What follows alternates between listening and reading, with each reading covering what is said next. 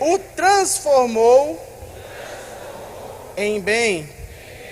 Tome seu assento.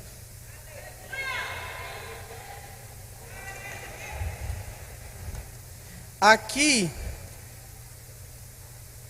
é um dos personagens mais conhecidos, um dos personagens mais clássicos da Bíblia. Um personagem chamado José do Egito. Quem conhece José do Egito, levanta a mão, faz assim com a mão.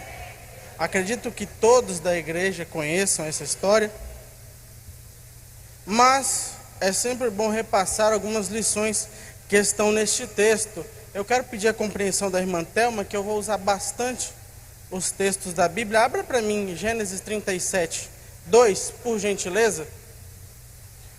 A primeira aparição, não a primeira, mas quando José vai começar a ter um pouco de destaque, quando a Bíblia vai começar a narrar a história dele, olha como é que José aparece na história. Essas são as gerações de Jacó. Sendo José de 17 anos, apacentava as ovelhas com seus irmãos, e estava este jovem com os filhos de Bilha e com os filhos de Zilpa, mulheres de seu pai. E José trazia uma má fama deles a seu pai. Primeira lição de hoje, irmãos, você pode repetir após mim? Olha para o irmão que você está do seu lado e você fala assim: não seja fofoqueiro. Vamos lá, mais uma vez, não seja fofoqueiro. A gente começa a ter muita dó de José, porque a gente sabe da história. José foi traído, foi jogado, foi abandonado, os irmãos não gostavam dele, mas José, ao que se dá a entender pelo texto, ele fazia por onde.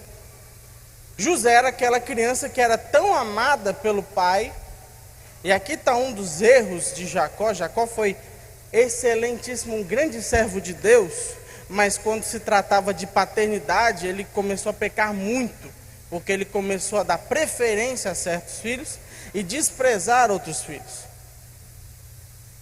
Então José se tornou automaticamente aquela criança birrenta, aquela criança chata. E ele começou a levar a má fama dos irmãos, porque ele queria o destaque. Eu falava assim: ó pai, eu fiz o meu trabalho, mas seus outros filhos, por parte do seu outro casamento, que eles lá não estão cuidando direito das ovelhas, não dá água na hora certa, não leva para pastar no campo bom. Eles fazem as coisas deles, as imundícias deles pelos campos, para fazer escondido do Senhor. A gente tem que tomar muito cuidado, porque o que a gente vê hoje em dia, infelizmente, o que come solto dentro da igreja, desculpa a expressão, mas é a tal da fofoca. E a fofoca é um prato cheio para Satanás colocar problema na sua vida. É a forma que Deus repudia a sua alma, porque Deus, Ele gosta, Ele faz questão que o crente seja uma boca de bênção e não de maldição. E a fofoca só serve para denegrir alguém.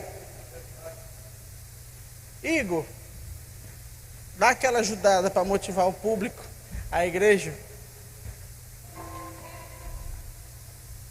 E quando a gente começa a semear a fofoca, dentro do nosso coração começa a crescer um senso de ser maior do que o irmão. Percebe que o fofoqueiro, ele nunca está errado, ele sempre faria melhor e sempre seria superior a quem ele está falando. Mas o fofoqueiro não passa pela situação que o outro que está sendo acusado passou. Então o que o fofoqueiro faz? Nessa ocasião eu faria diferente, faria assim. Mas não sabe as lutas do próximo, não sabe as dores do próximo, não sabe o que o outro perdeu para tomar as decisões. Então, primeira lição: não seja boca de maldição na vida do seu irmão. Porque aquele que decreta morte vai ter que colher a morte. Não tem outro caminho.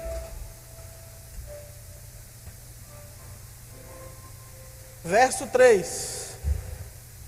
E Israel, Jacó, amava José mais do que todos os seus filhos. Obreiros, líderes da casa de Deus, pais, muito cuidado na hora da criação de discípulos e criação de filhos.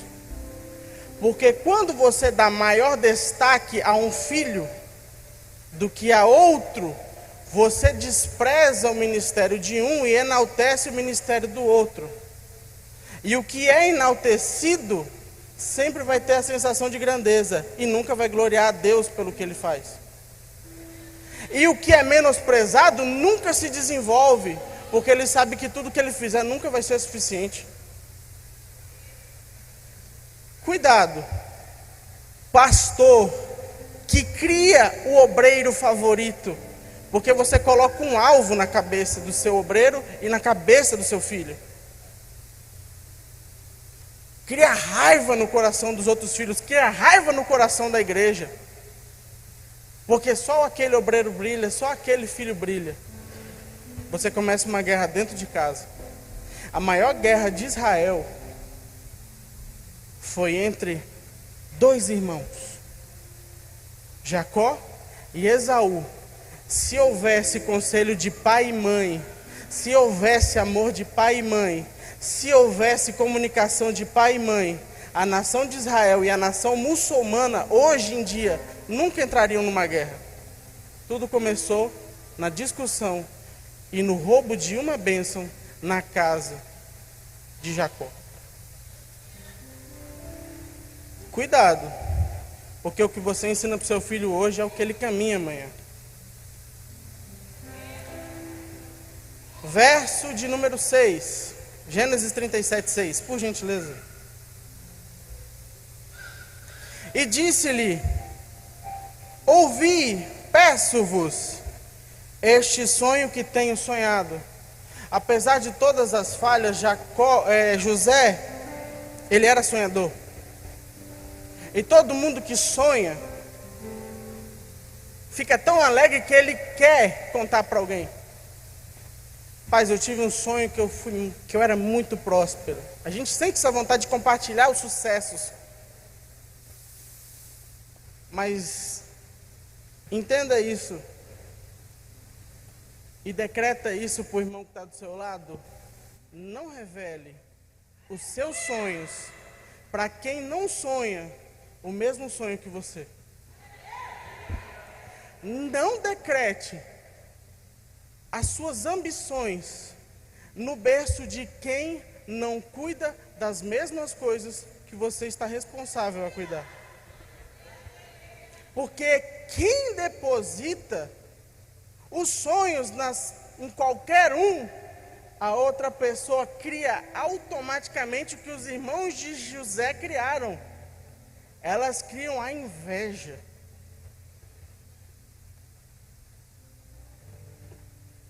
Mais um ponto. Não seja invejoso. Verso de número 11. Olha exatamente o que vai dizer a Bíblia. E seus irmãos, pois o invejavam. A inveja é uma coisa que corrompe o ser humano. Tem um hino que o pastor Walter colocava muito para tocar em viagem, que falava assim: quem não sabe que a inveja é uma arma contra o bem, mas às vezes não notamos a maldade que ela tem. Quando entra pela alma, adoece o coração. Quando ela sai da boca, só espalha a maldição. A inveja corrompe o coração do invejoso. Não é quem está sonhando que está ficando doente. É o próprio invejoso que está morrendo aos poucos sem saber. Não crie no seu coração inveja de quem sonha. E nunca deixe de sonhar coisas grandes para a sua vida. Nunca deixe de sonhar coisas grandes para a sua vida. Não abra a boca para contar dos seus propósitos de existência para quem nunca sofreu e nunca comeu 1 quilo de sal com você. Somos especialistas em destruir nossos próprios sonhos. Somos especialistas em abrir a boca para as pessoas erradas. E quando a gente vai ver, a gente vai começar a se questionar: o que foi que eu fiz de errado, Deus? Aí Deus vai mostrar: lá atrás você abriu a boca para quem você não podia. E desde aquele dia aquela pessoa trama e planeja o mal para a sua vida.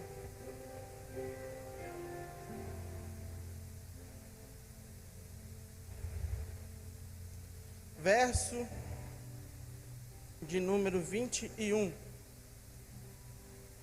Gênesis 37, 21. José conta do sonho. E para quem sabe, José fala: olha, eu tive um sonho, que eu tinha um feixe de trigo na mão, e vocês também tinham um, e o pai e a mãe também tinham um. E aí os feixes de trigo se curvavam perante o meu. Olha o sonho de José: eu quero ser alguém que governe. Mas no coração de quem não sonha, cria uma inveja tão grande que eles começam a planejar a morte de José. Eles têm tanta raiva de José por 2 motivos. Primeiro, José é o mais novo. Ele não tem nem o direito de ser ensinado pelo pai as funções do homem da casa. Porque naquela época só se ensinava os primogênitos. Os primogênitos eram os administradores da casa, não os mais novos. E José, por ser mais novo e ser ensinado pelo seu pai a função do primogênito, eles ficavam com muita raiva de José. Segundo motivo, Jacó deu a José o maior símbolo da honra daquela época. Ele deu uma túnica de várias cores. O que significava naquela época que José seria o sucessor de Jacó. Quando um pai dava uma túnica de cor diferente para o filho, ele estava dizendo: você é o meu herdeiro direto. É você que vai suceder o meu propósito. É você que vai viver os sonhos que eu tive. É você que vai viver as promessas de Deus que Deus tinha para mim. É isso que Jacó está dizendo. E por onde José anda, ele leva a capa. 2 lições muito importantes. Primeira delas: não use de autoridade se você ainda não foi empossado da autoridade. Porque o que José fazia? Ele está com a túnica, ele sabia o significado, então ele passava pelos irmãos de nariz em pé: eu sou o sucessor. O pai vai passar tudo para mim. O problema é que José e todos os outros sabiam disso.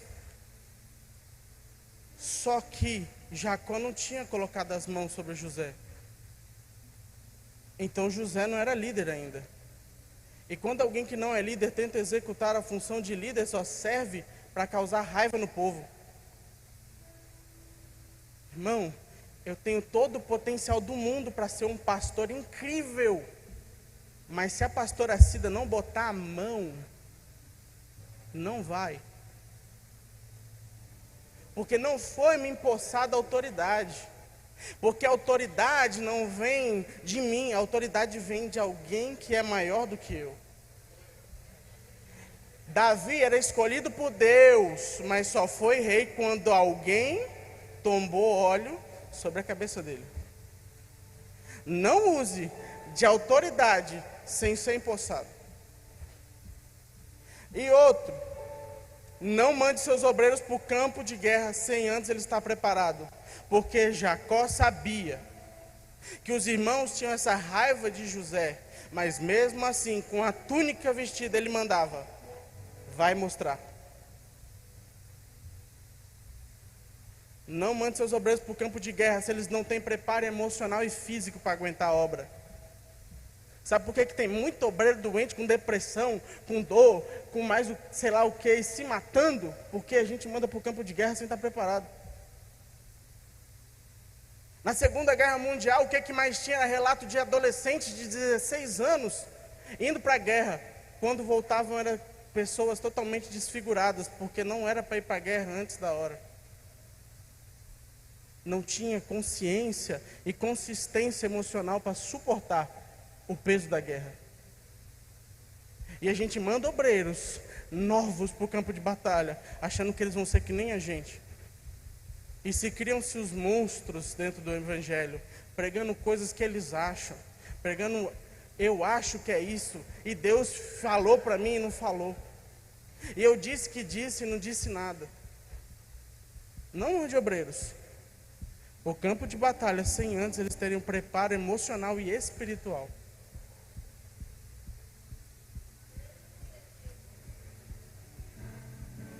Olha o que acontece. José vai. E os irmãos de José estão vendo ele chegar. Ele fala assim: vamos matar. Levanta um herói. Rubem. Rubem fala assim: vamos matar não. Só que Rubem, ele é aquele lobo vestido de ovelha. Existem muitos Rubens na igreja. Não seja um Rubem. Quem é Rubem? Rubem é aquele obreiro. Estou contigo e não abro. Sou fiel, sou firme. Mas na primeira oportunidade de fazer um escândalo, é ele que abre a boca. Ah, que eu acho que está errado. Faz a rodinha, reúne uns 5, 6 grandes, faz a rebelião, abre o próprio ministério. Casos e casos assim. Pastor Renan passou por um caso desse. De obreiro que se fantasia de bom samaritano.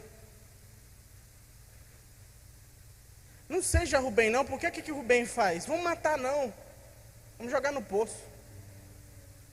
Sabe por quê? Porque Rubem, ele não quer sujar as mãos de sangue.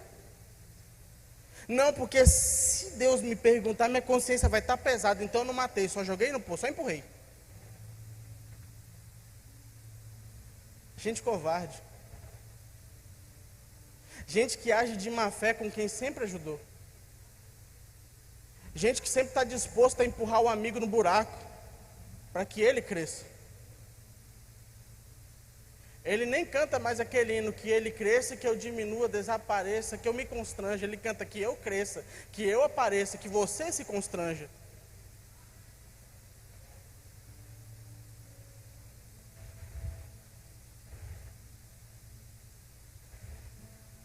Rubem, ele arma e arquiteta tudo. E ele fala assim: vamos só jogar no poço. O resto do tempo faz.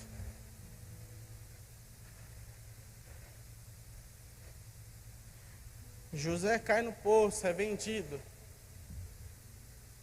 Mas abre para mim, por gentileza, Gênesis 39, 1. Gênesis 39, 1. E José foi levado ao Egito. Potifar, eunuco de Faraó, capitão da guarda, varão egípcio, comprou da mão de um ismaelita, primos de Israel, a quem tinha levado lá. Essa parte é mais bonita. Traído, maltratado. Mas lê só o primeiro, só o comecinho. Thelma, por favor, coloca aí. 39:2. 39:2.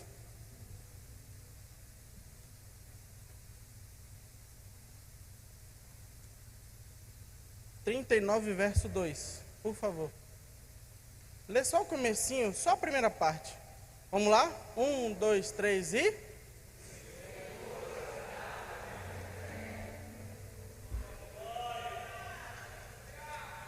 Está começando a entender? Traído, maltratado, machucado, abandonado, armaram contra. Mas com quem que o senhor estava? Podem pisar, podem machucar, podem esquecer, podem tentar te lapidar, te maltratar, mas com quem que o Senhor vai estar?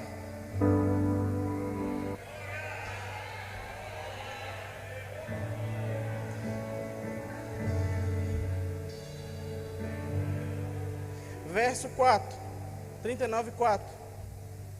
E José achou a graça aos seus olhos, servia-o, e ele pôs sobre a sua casa e entregou na mão tudo o que tinha. Verso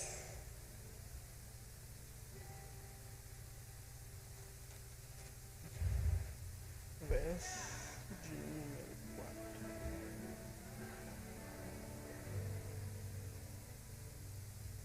Verso 4, mesmo, esse aí mesmo. José foi entregue a ser escravo, mas como a gente leu, Deus estava com ele. A gente no meio da crise, a gente sempre se sente, primeira coisa, abandonado. A crise, ela é fenomenal para fazer o ser humano despertar dentro de si a solidão.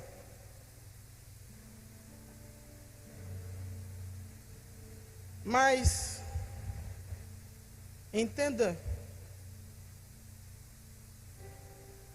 Deus nunca desamparou um filho seu.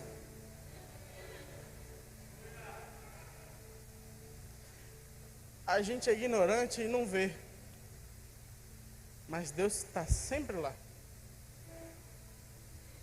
Nas crises, Ele está lá. No dia da aflição, Ele está lá. Nas dores de perder alguém, Ele está lá. Aí você sabe o que Deus faz? No meio da imensidão do esquecimento, olha o que Ele faz. Deus levanta alguém para sustentar José. Quem é Potifar? O general. Quem Deus bota para abençoar a vida do servo? O general. Sabe o que o general falou, pastor? E não tem nem lógica. Eu entrego para um escravo a minha casa.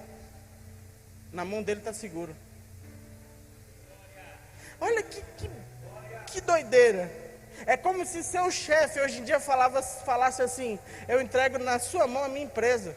Está seguro com você. Mas sempre que um servo de Deus levanta e triunfa, sempre vem a pior parte da crise. Porque a crise não é aquela coisa que é constante, ela é evolutiva. Então a crise, ela nos pega de várias formas. José já tinha sido caluniado pelos seus irmãos, mas agora ele vai ser caluniado por alguém superior a ele. Vai ser caluniado pela patroa e os irmãos sabem da história. Ele vai acabar sendo preso. Vou resumir bem rápido. Abre Gênesis 40:20, por gentileza.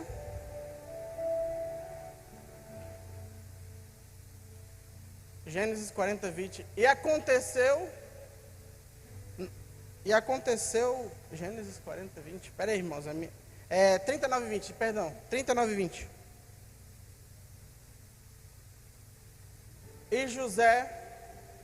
E o Senhor de José o tomou e entregou para a casa do cárcere, no lugar onde os presos do rei estavam presos. Assim esteve ali, na casa do cárcere, próximo. Mais uma vez. O verso de número 21, por gentileza. Olha mais uma vez esse verso. O Senhor, porém, estava com José.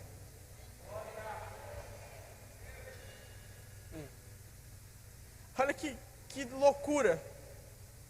E estendeu sobre ele a sua benignidade. E deu-lhe graça aos olhos do carcereiro.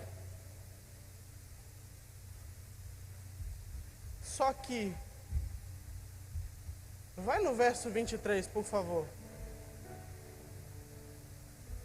Isso aqui que é loucura para mim, como ser humano. E o carcereiro mor não teve cuidado de nenhuma das coisas que estavam na mão dele. Portanto, o Senhor estava com ele, e tudo que ele fazia, o Senhor prosperava. Mas está na cadeia. Acho que você não se ligou no contexto. Como é que prospera na cadeia? Como é que enriquece na cadeia? Como é que você se torna alguém feliz? Porque prosperidade não é só bens financeiros, mas é a felicidade. Como você se torna alguém feliz na cadeia?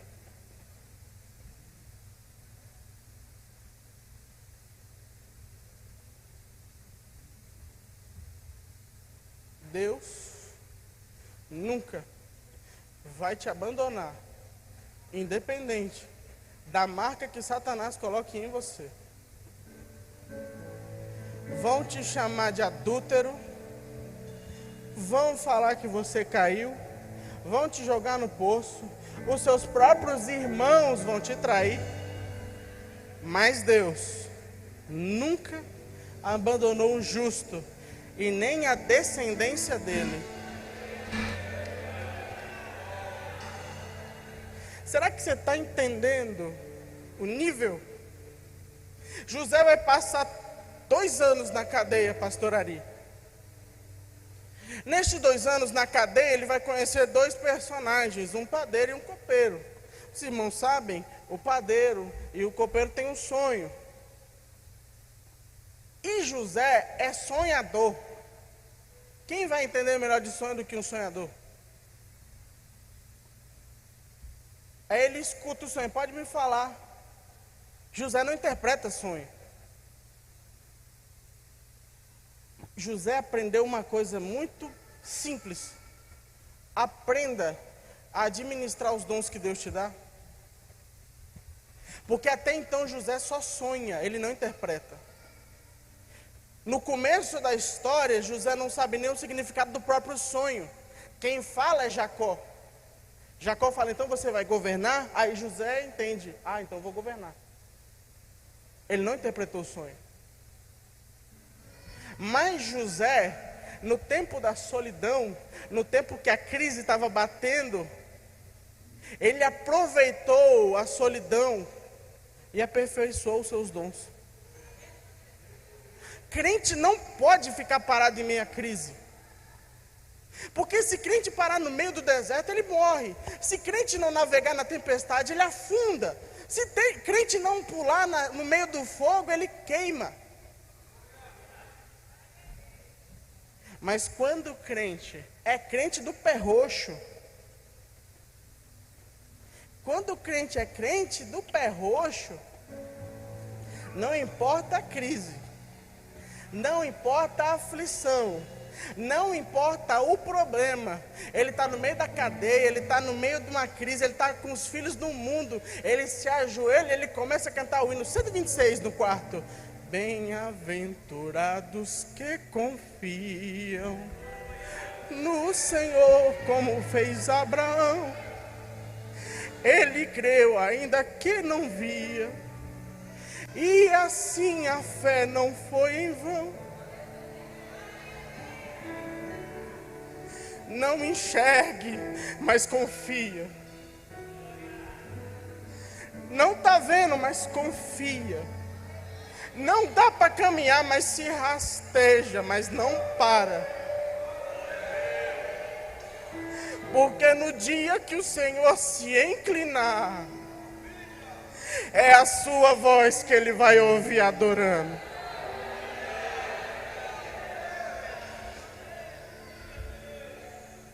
Nenhuma lágrima de um crente cai no chão. Todas as lágrimas o Espírito Santo faz questão de pegar. Ele pega um odre, ele coloca nos seus olhos, ele coleta cada lágrima. E ele fala, esse dia, ele se sentiu sozinho. Ele se sentiu abandonado, ele se sentiu açoitado, ele se sentiu traído, ele caiu, e ele pega todas essas lágrimas e leva a Deus, e ele fala, Senhor, ele não parou de adorar nem um segundo. Aí o Senhor, ele fala assim, eu escutei cada palavra, cada gemido, cada urro de dor, cada vez que apertavam mais ele cantava, mais ele adorava, mais ele glorificava.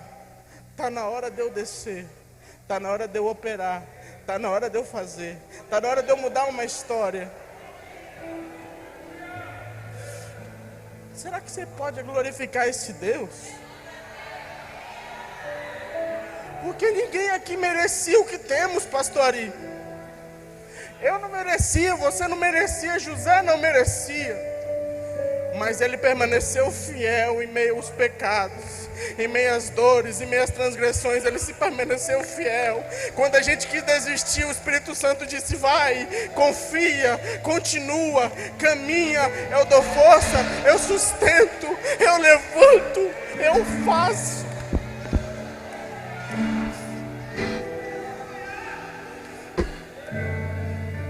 Escuta, mas parece que a dor é tanta, pastor Ari, que no final, quando ele interpreta os sonhos, ele fala assim: copeiro, faz um favor, só lembra de mim. A dor é insuportável de estar aqui dentro, lembra de mim. Mas quando o Senhor fala ainda não é a hora, o copeiro se esquece. Tem um ditado que nós gostamos de falar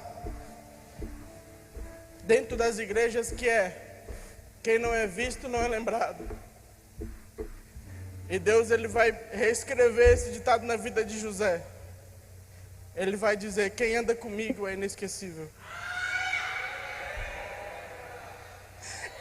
O copeiro não vai se lembrar de você nessa hora, porque o copeiro não soluciona seu problema.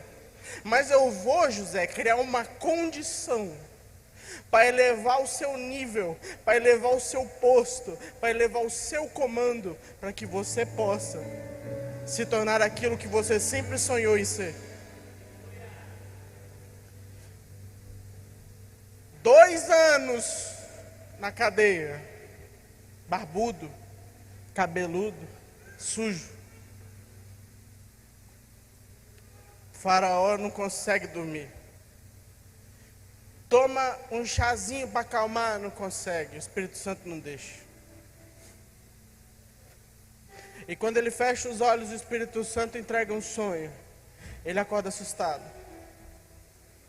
Ele tenta se acalmar e dorme de novo e tem outro sonho. Ele acorda assustado. O Espírito Santo incomoda. O Espírito Santo não deixa que ele durma. Ele começa a chamar os sábios. Ele começa a chamar os sacerdotes. Ele começa a chamar os historiadores. Ele começa a chamar os escribas. Ele começa a chamar os cientistas, para ter o resultado do sonho, para ter a interpretação do sonho. Mas entenda que o terno que Deus preparou para você, a túnica que Deus preparou para você, só cabe em você. Porque ela é feita sob medida. A unção de Deus, ela não é mais e nem menos, ela é suficiente. Ela é suficiente para te manter todos os dias da sua vida.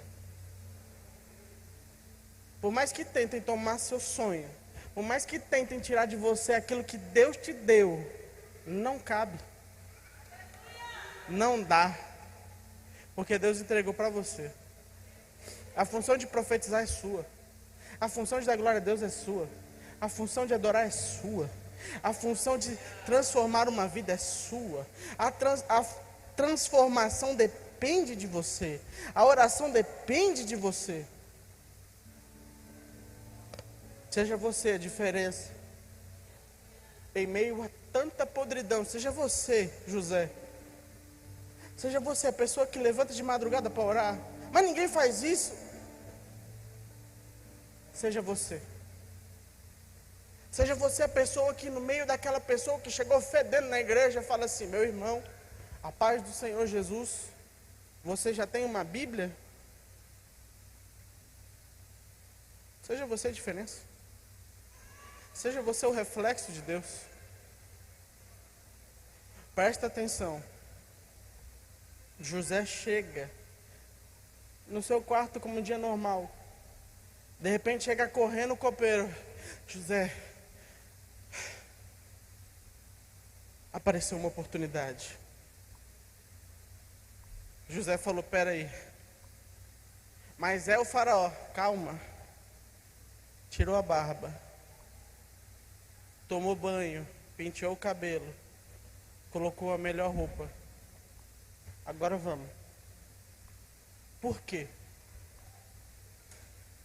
Porque postura de homem de Deus nunca é de alguém derrotado. Homem de Deus, ele vai enfrentar as maiores crises da vida. Mas ele sempre vai chegar com a Bíblia debaixo do braço. Ele vai falar, Pai do Senhor, varão, tudo bem? O senhor está bem? Tem uma palavra de Deus para você. Se comporte e se vista como tal. Porque a sua imagem é a primeira que chega. Se Faraó tivesse visto um esmolambado, um homem todo torto, um homem sujo, fedendo, maltratado pela vida, ele falar assim, esse aí que é o José? Não, nem precisa, volta. Mas quando ele vê alguém que estava na cadeia, arrumadinho, barbeado, cabelo penteado e banho tomado, ele fala assim, mas não está na cadeia? Como assim? Tem roupa nova? É, Senhor. É que Deus prosperava ele na cadeia. Mas como assim? Também não sei. A gente não manda recurso para presidiário. Na verdade a gente malteia, a gente mata tudo.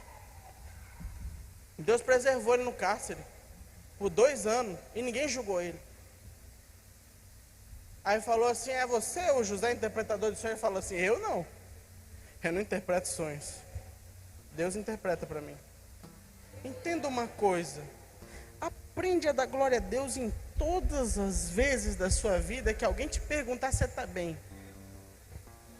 Aprende, porque por mais que não seja verdade, dá glória a Deus que o diabo se irrita.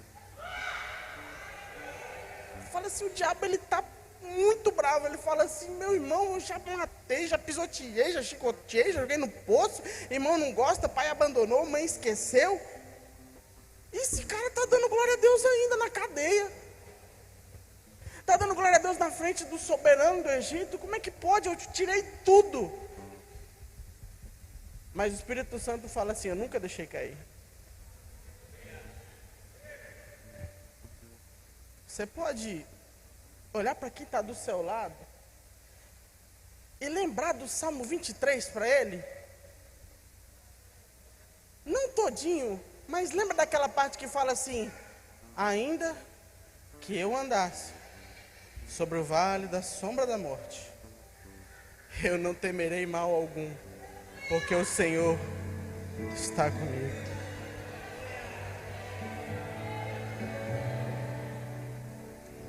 Vou finalizar, pastora Cida. Já vou finalizar. Terminou a apresentação. Está na hora de você mostrar quem você é.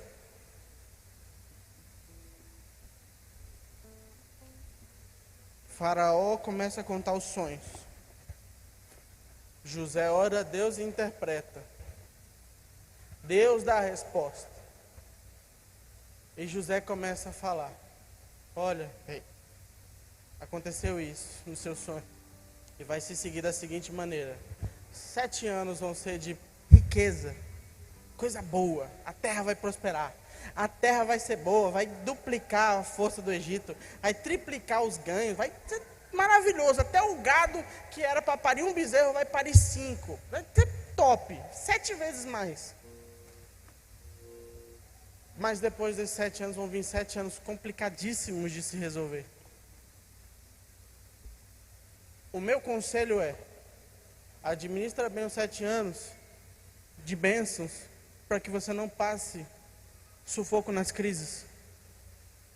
O conselho de José serve até hoje. Procure resolver suas crises antes que elas aconteçam.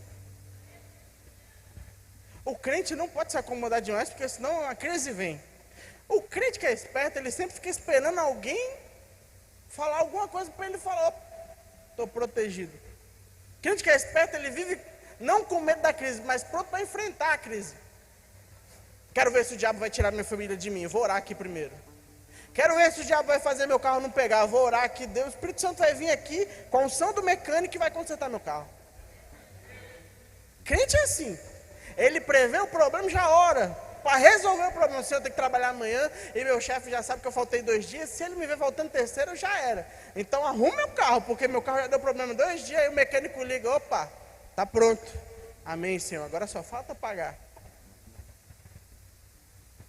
O crente é assim. Quando o faraó vê o preparo, ele fala assim, rapaz, menino é inteligente. Vamos botar ele para ser administrador?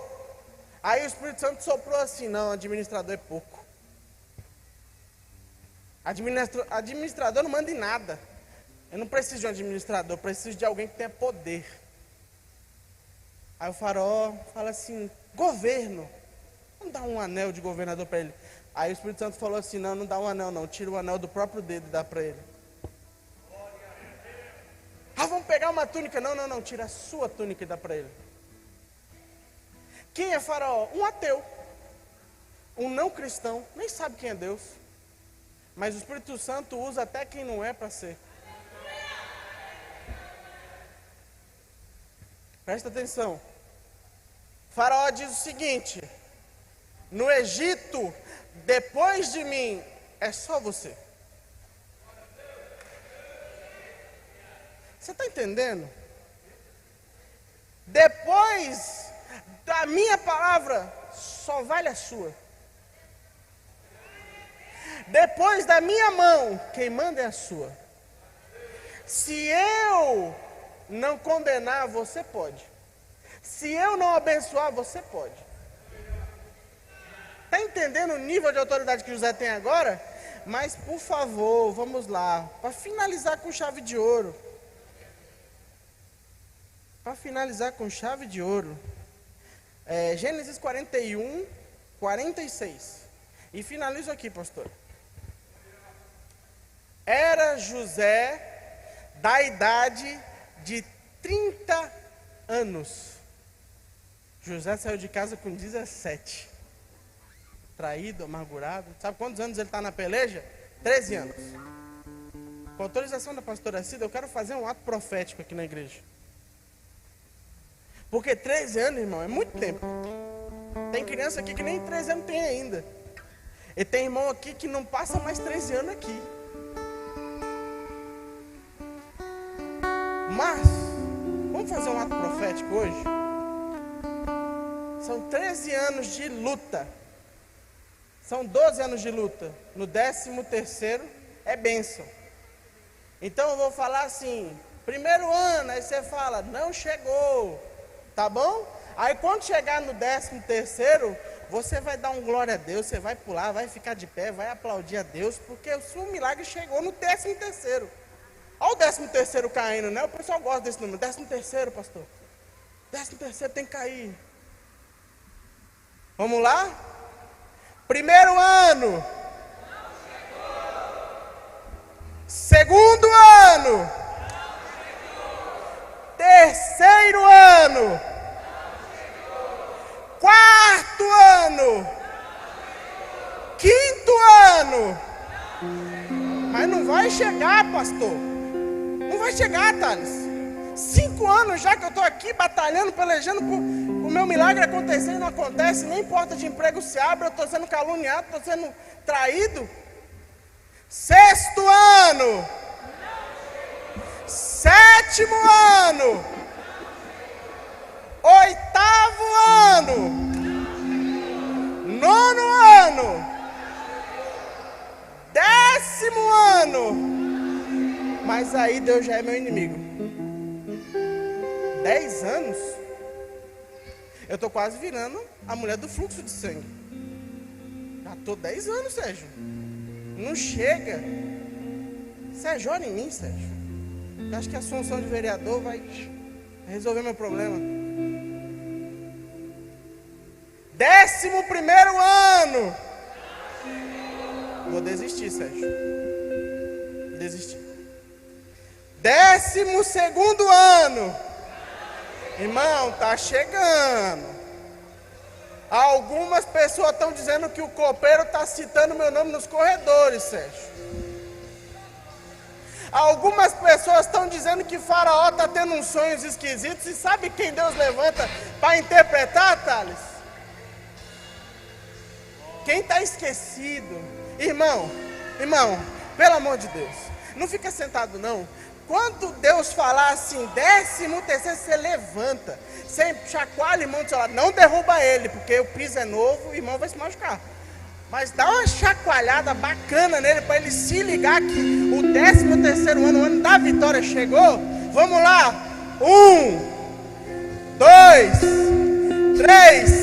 13º ano. Você grita, chegou! Chegou!